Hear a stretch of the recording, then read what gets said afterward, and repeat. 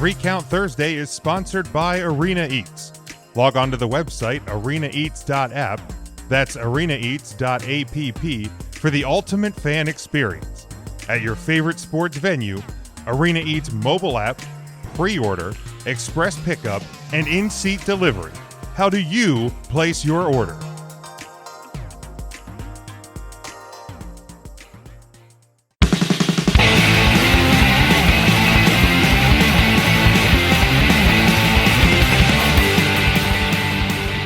This week, just because other things kind of distracted me during the week, I threw out an Ask 3CT.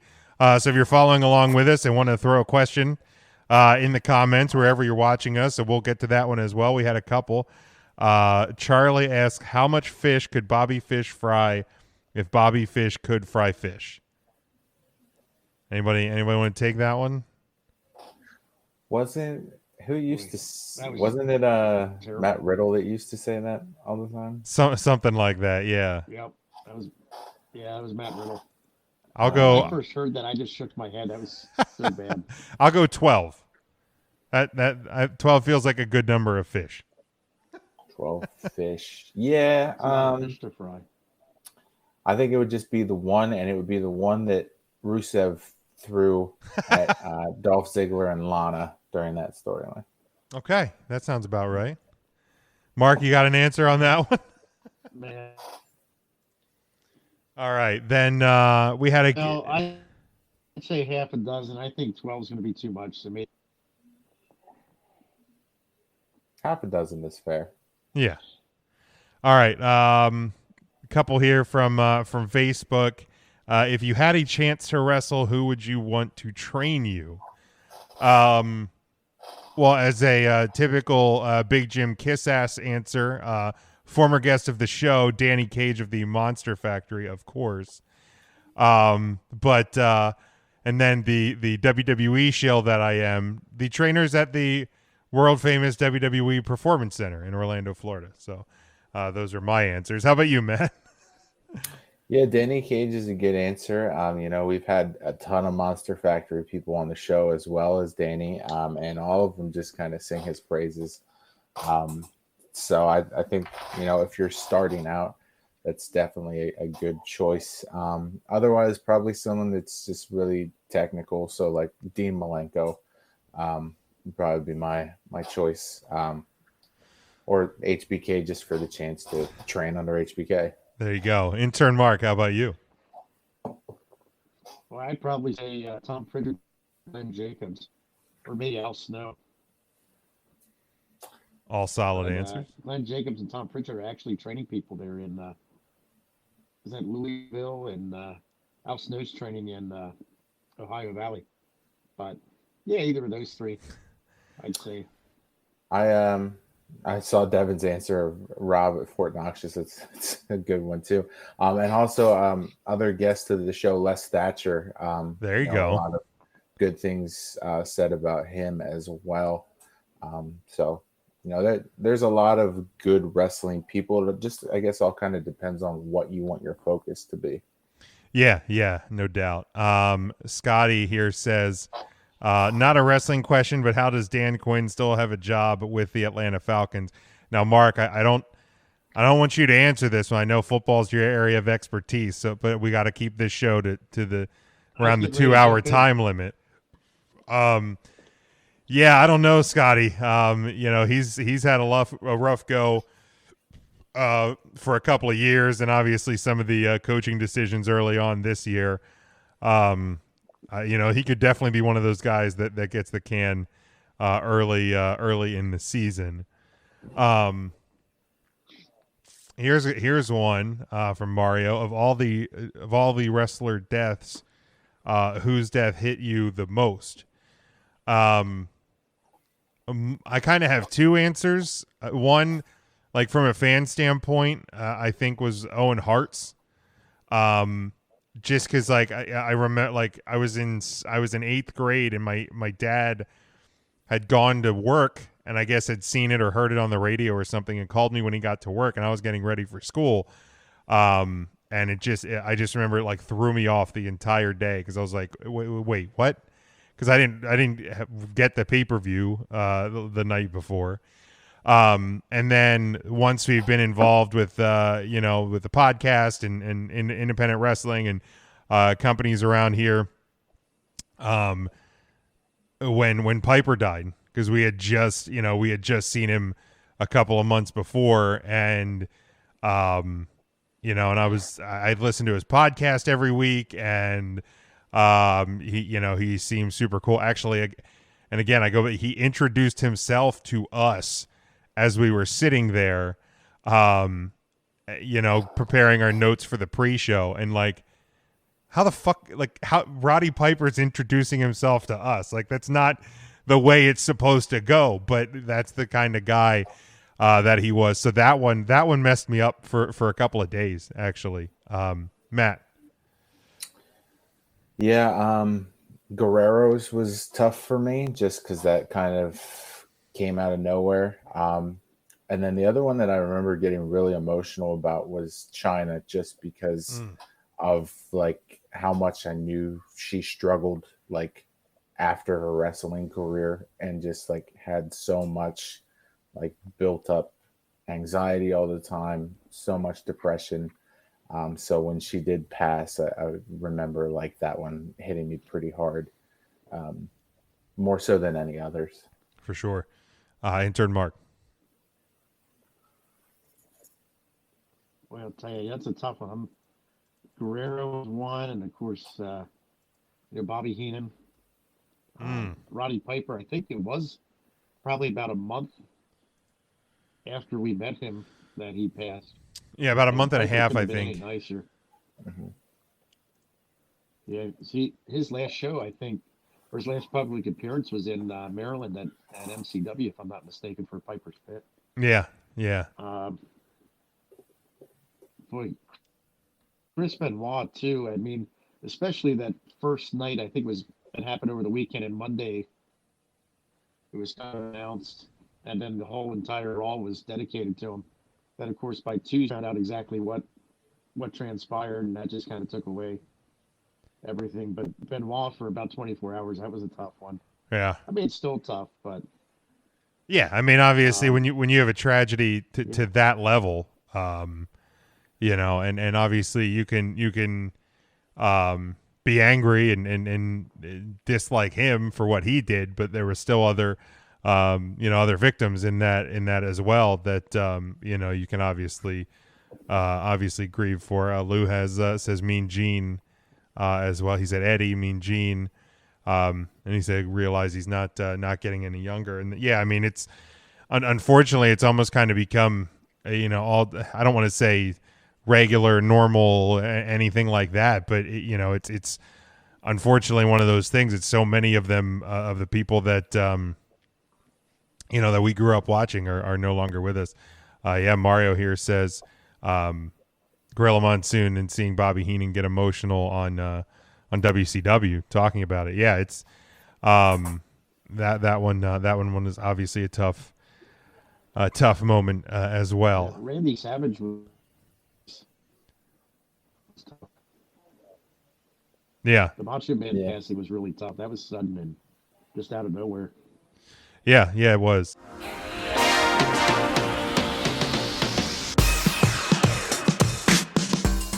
Three Count Thursday is sponsored by Arena Eats.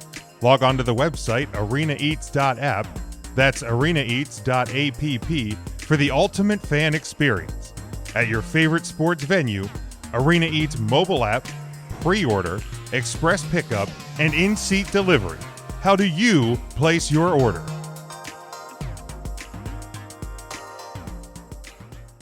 Just a couple of more here.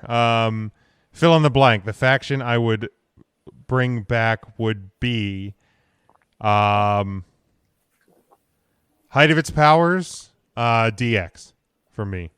Height of its powers, Degeneration X. Matt, how about you? Yeah, I mean, that's the easy answer.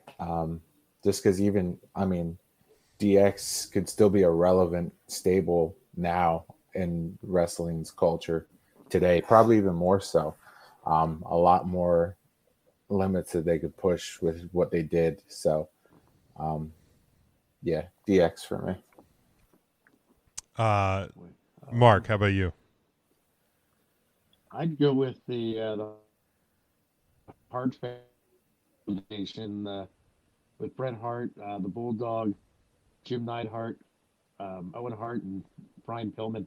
When those guys were all heels and they were doing the whole anti-America and pro-Canada, that was some of the best heel work I ever saw with those five guys. I thought they were fantastic.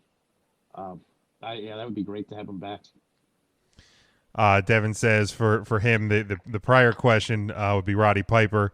Hit him the hardest. He had a chance to meet him and had planned to go to a race that week, and he said it still gets him to this day. Lou for the faction says the 80s for Horseman. Yeah, I mean that one's a great one as well.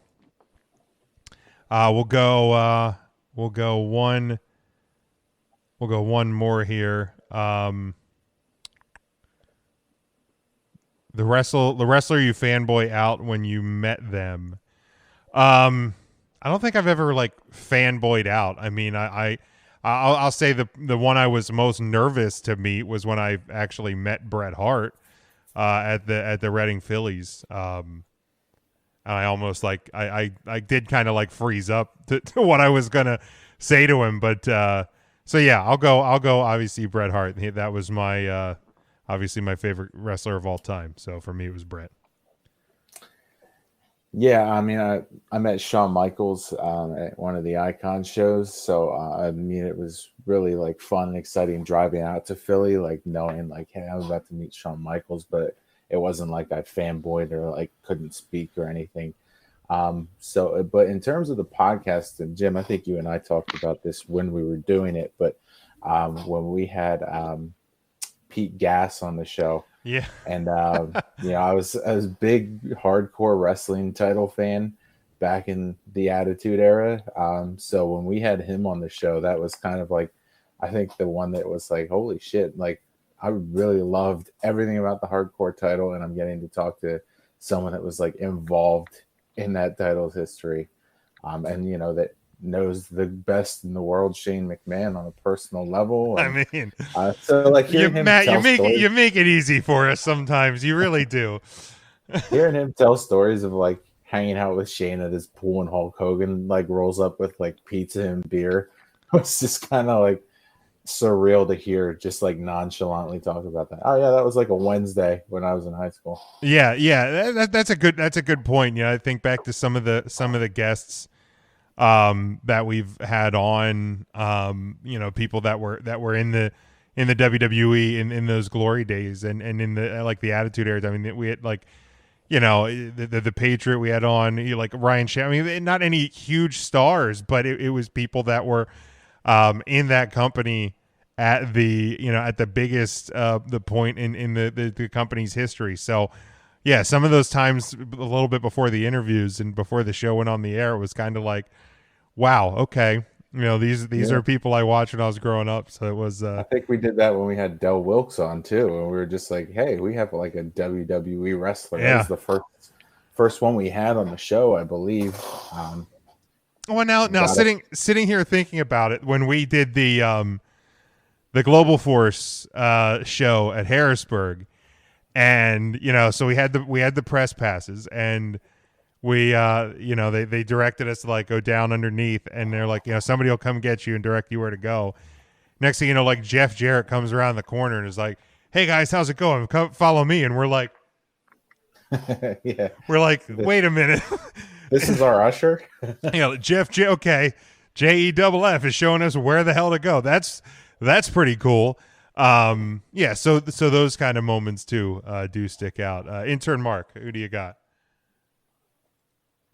Oh boy, let me think here. I would say fanboy, but I tell you, when I met Kurt Angle, and boy, he couldn't have been any nicer. It was after a show, and it wasn't a meet and greet or anything. It was after just a live event show.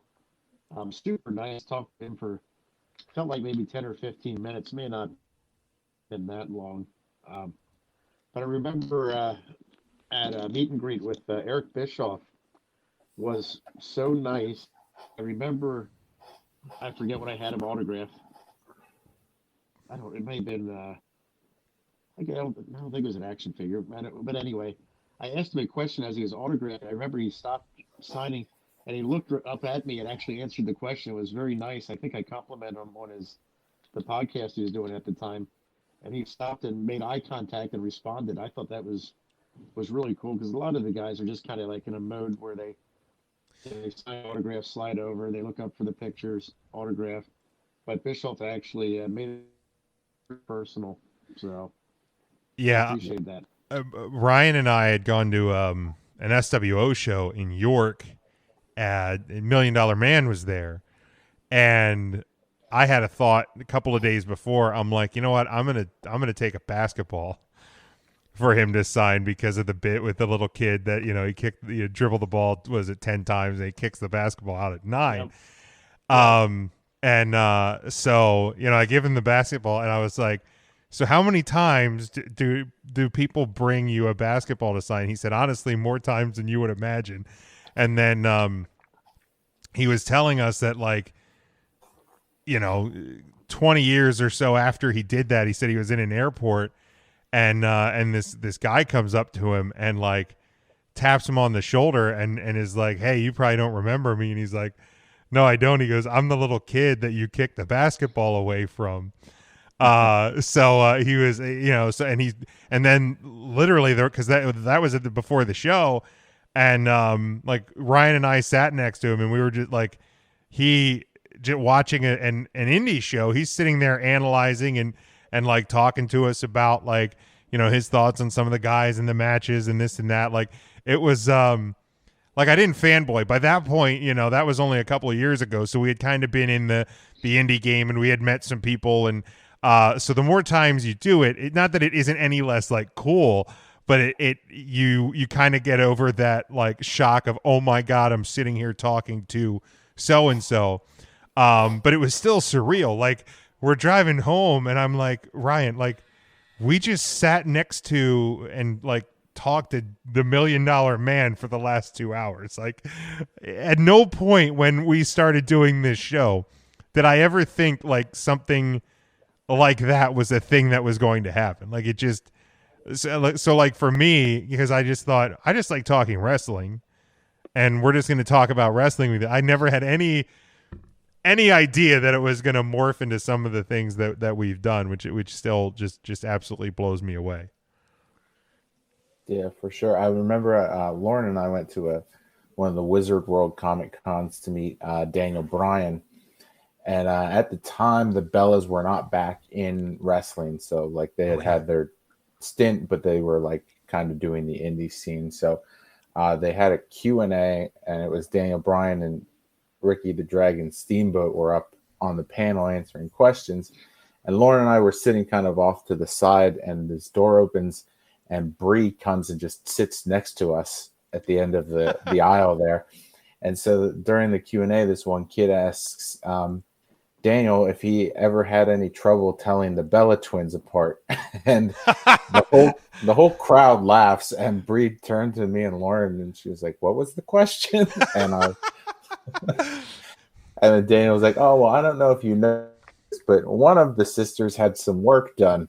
So it's pretty easy to tell them apart these days. That's pretty good. That's pretty good.